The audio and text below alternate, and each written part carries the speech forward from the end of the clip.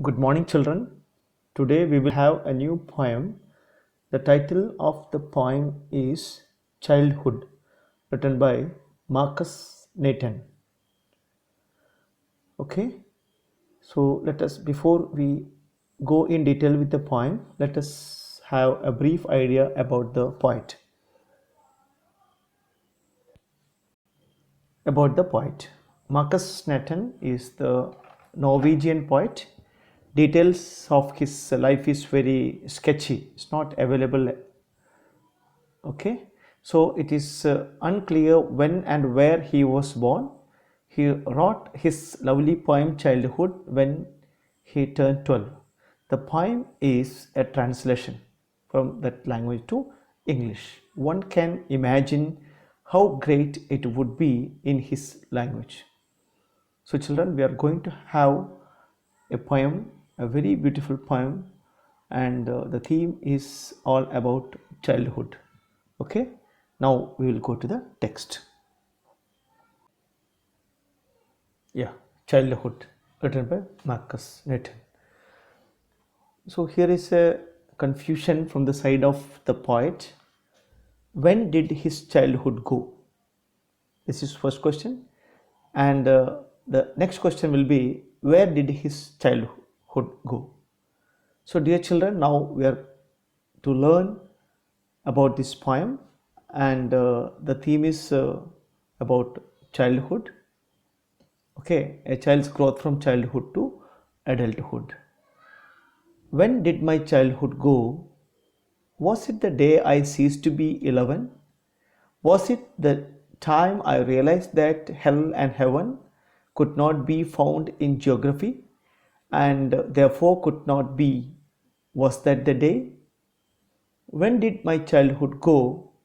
Was it the time I realized that adults were not all they seemed to be?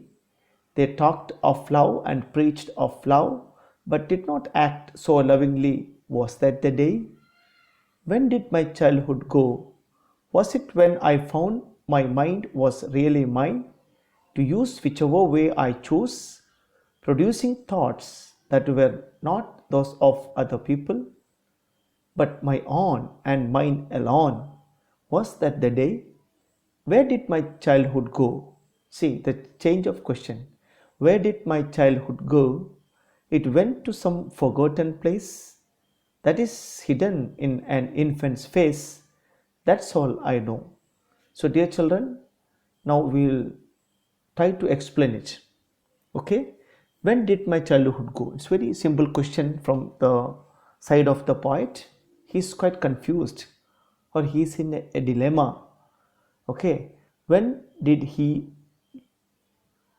lose his childhood, or when it has gone from him? So he has come to a conclusion. Was it the day I ceased to be 11?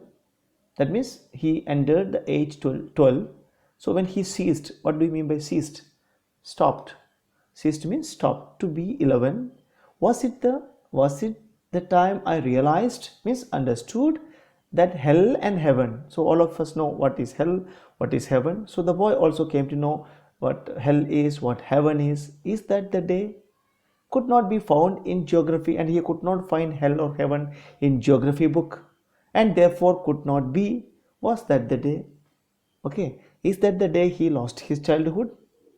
Next stanza. When did my childhood go? Was it the time I realized that adults were not all they seem to be? So generally adults preach something or say something, but they do not act upon the way they say. They talked of love and preached, means advised of love, but did not act so lovingly. Was that the day? The boy realized that adults are not behaving the way they speak. Okay, they talk of love, but they don't show love. They preach of love, but they won't practice love in their life. So, is that the realization? Is that the day he lost his childhood? When did my childhood go? Again, the same question, repetition. So, repetition in the poem is called refrain.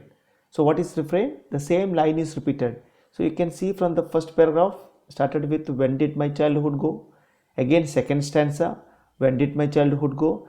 Third stanza again, when did my childhood go? This is in poetic term it is called refrain.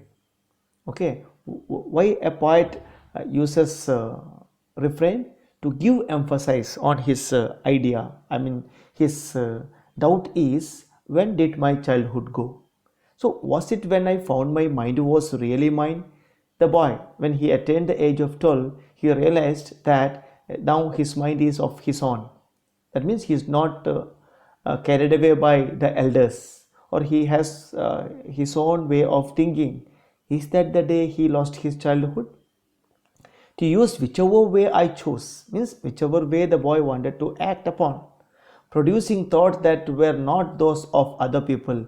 He is able to produce his own thoughts. He is not depending on others' thought. Is that the day he lost his childhood? Means that day onwards he lost his childhood, but my own and mine alone, means my own thoughts, not somebody's thought. Okay, was that the day? So was that the day is also a refrain. So in each stanza we can see the ending line, was that the day, was that the day, was that the day. So this is another example of refrain in the poem. Where did my childhood go? So finally he changed the question. Where did my childhood go? Okay, all this time he asked, when did he lose? Or when did my childhood go? Now the question has been changed to, where did my childhood go? And it went to some forgotten place. So that now the poet could understand that it has gone somewhere, forgotten place, that is hidden in an infant's face. So now he feels it is hidden, covered, concealed in an infant. Infant, a small baby, a small baby's face. That's all I know. It is no more available with him. So his childhood has gone, and when was it gone? He does not know. And where has it gone? For that he says it has gone to the infant's face. So that is what the poem is about, children. Now let us come to the poetic terms. What poetic devices. So the first stanza we can see the rhyming scheme. You know what rhyming scheme is? The rhythm, I mean the rhyming words. For example, go, that is A. If you mark it A, okay, a new sound. 11, in sound, another sound. B, again heaven, B. Then geography, like another E sound, that is E sound. Then C, again B, C sound. Day, that is another one. A, B, B, C, C, D. So this is the rhyming scheme of the first stanza. A, B, B, C, C, D.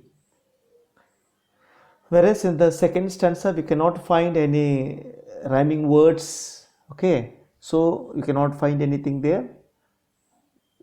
Third, again there is no rhyming scheme, there is nothing matching.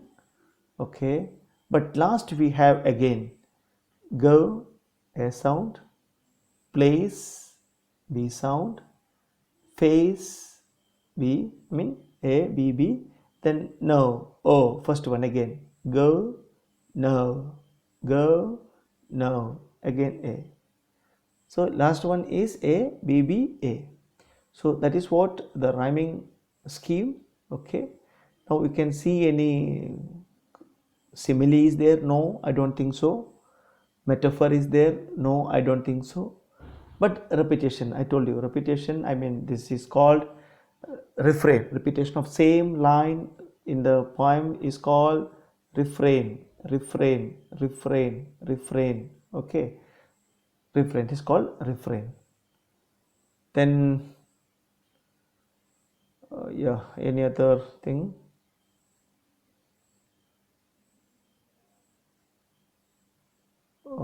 Can be alliteration, repetition of yeah, here it is, H, alliteration is there. Alliteration means repetition of consonant sounds. So H and H is repeated, so it is alliteration. Okay, and A few more things are there, I think. Let us see.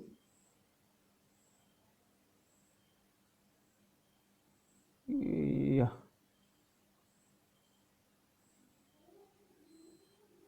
Yeah, was it, anaphora. The same phrase is repeated, was it. It is called anaphora. Again, that also anaphora.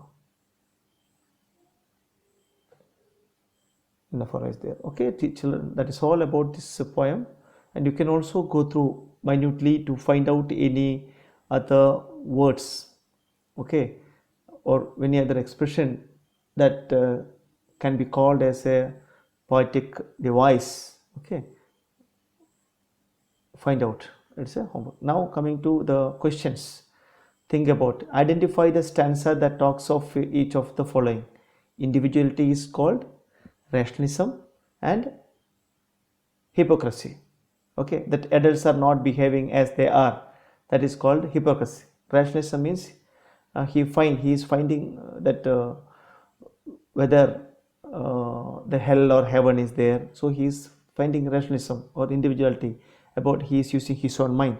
What according to the poem is involved in the process of growing up? Okay, the reasoning, the power.